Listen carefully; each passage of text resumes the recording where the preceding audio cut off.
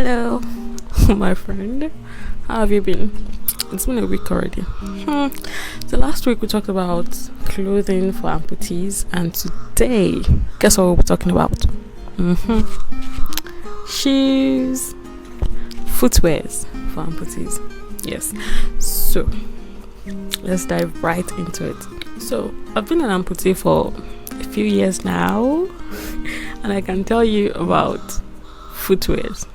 So my first and foremost go-to footwear is Crocs. Yes, they are very comfortable, they are very flexible, they are water resistant, they are all sorts of nice.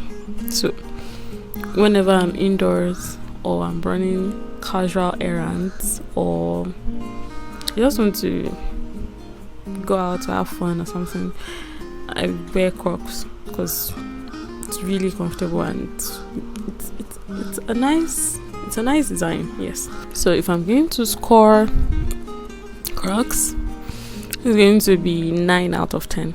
Yes, because if you're using a prosthesis, you have to put the back strap or the back cuff so it won't fall off your prosthesis. So 9 out of 10. The next on the list are flats.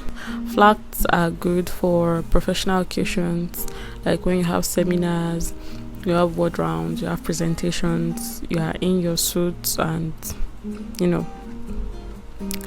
professional gowns and all that. Flats are a good way to go. So they are comfortable, they are professional, they keep it nice and simple. So if I'm going to score them, I'm going to give them also 9 out of 10. They're quite comfortable and they're useful. Because I'm a medical student and I tend to go for classes and ward rounds and all that.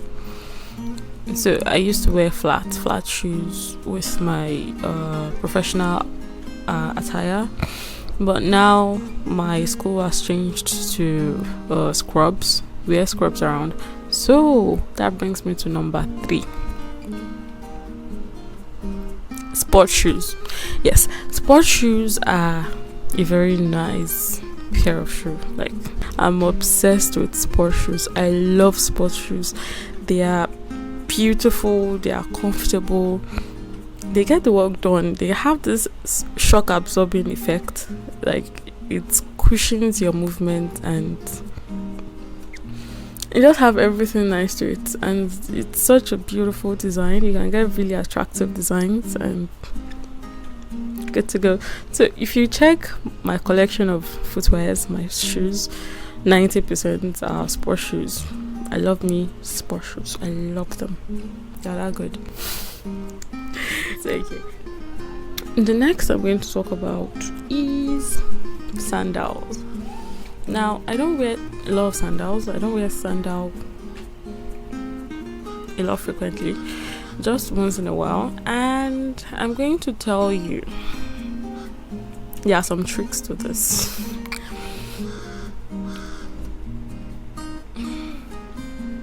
Sandals are tricky. They give the illusion of comfort, but nah. Okay, so here is the reason. They tend to get slippery very fast.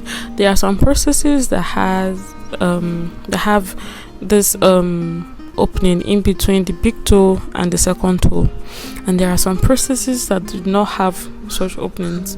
So if you are lucky and you're able to get a prosthesis that have these openings, you have the avenue of getting a sandal that would have this kind of design. So you always get that. The slippery effect is not so much of an issue for you. But if you're using a prosthesis that do not have such openings, yeah, that's where the problem is. I went to a wedding a while ago, and the sandal I wore, unfortunately it was raining, and the sandal I wore did not have this open toe design. So it was raining and I started sleeping, and my prosthesis was moving back and forth. It was not a very good moment, but never to be caught on fresh. So I had to like maneuver the way I walk so that the movement of the prosthesis of the prosthetic foot within the sandal will not be a problem, and it won't become embarrassing, and I wouldn't fall. So I had to like modify the way I walk. So I would give it 4 out of 10. I wear them for traditional occasions. If I know I'm going to wear a traditional attire, or my clothes is not going to go very well with a shoe or a Crocs, so I'm going to wear a sandal. But that happens like once in a blue moon. I rarely go for parties. So next is heels. Yeah, heels. I've worn heels total of like 4 times in my entire lifetime, and I can tell you it's not worth it. But that's from my perspective. It's not very comfortable to walk with, first of all, and to get to be able to wear heels with a prosthesis is either one of 2 things. Is that you get a special prosthesis for heels, or you get a prosthesis that has modification for high heels. I don't know if you get what I'm saying. Most prostheses are used for flat foot. They are like this. But if you're going to get a prosthesis that can be modified, or that is specially made for heels, is going to be made like this, so that whenever you wear heels, it's not going to like distort the alignment of your foot, and you'll be able to walk. And you have to wear a certain height of heel that has been pre-programmed to the prosthesis. So there are a lot of factors that go into making a prosthesis for heels. So that is one of the reasons why I said it wasn't worth it. Now the second reason why it's not worth it is it's not easy to walk with. It's hard to plantar flex. What I meant is it's hard to there is a certain way you walk with heels. So if you have your leg or your foot or feet like this, and you're trying to walk, there is a certain way you are meant to walk with heels. But because you have limited movement at the foot of your prosthesis, it's harder to walk with heels. So if I'm going to grade it, well, it's really nice when you're wearing a gown and you have heels on and you're in a party, you're sitting down, or you're majorly taking pictures. That's fine. But to walk around, nah. So I'm going to grade it 4. I'm going to grade it 4 or 5 out of 10. So next in line are my least favorite slippers.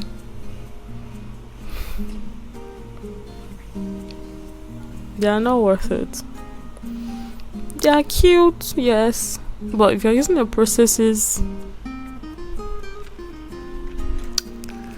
I wouldn't personally buy a slippers anymore. I've tried it and it's not very reliable.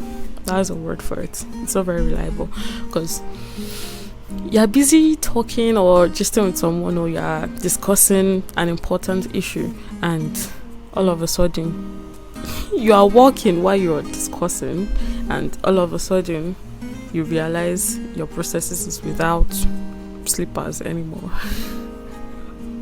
Yes, that happens. Like the slippers will just fall off and it might take a while before you realize, or it might be embarrassing. It may happen outside. So I wouldn't really advise you to wear slippers outside. If you want to experiment with the slippers, try indoors. There are techniques of walking that would carry your slippers, but it all depends on the type of prosthesis. Some prostheses have the opening between the big toe and second toe, like I said earlier, and some prostheses do not. So if you are using a prosthesis that has the opening, you have a better chance at pulling off your slippers. But if your prosthesis do not have such openings, well, good luck to you. You can always experiment and devise your mechanism of coping and all that. I've tried all this, obviously. I've tried everything, and slippers is 3 out of 10. Sorry, 3 out of 10. I like them. They are fancy. I like them on other people, but I can't wear them comfortably, reliably. Whenever I'm wearing the slippers, I always have this alarm at the back of my head. Be careful, it will fall off. Be careful, the way you are walking, be careful. Don't lift your leg too high. Don't dorsiflex too much. Don't plantar flex too much. There are so much mechanism that go into wearing a slipper. So 3 over 10. But please, by all means, experiment. Be happy. Okay, so that is about this week's episode on footwear. Join me again next week, and please let me know your experience about these footwears, and if there is anyone I did not mention, I'll be so happy to hear from you. Also, let me know if you want me to have a live video next week, or you would like me to do a question and answer episode. I love hearing from you, so let me know what you want, and I'll be happy to give you. I'll be happy to oblige. So see you next week. Bye bye.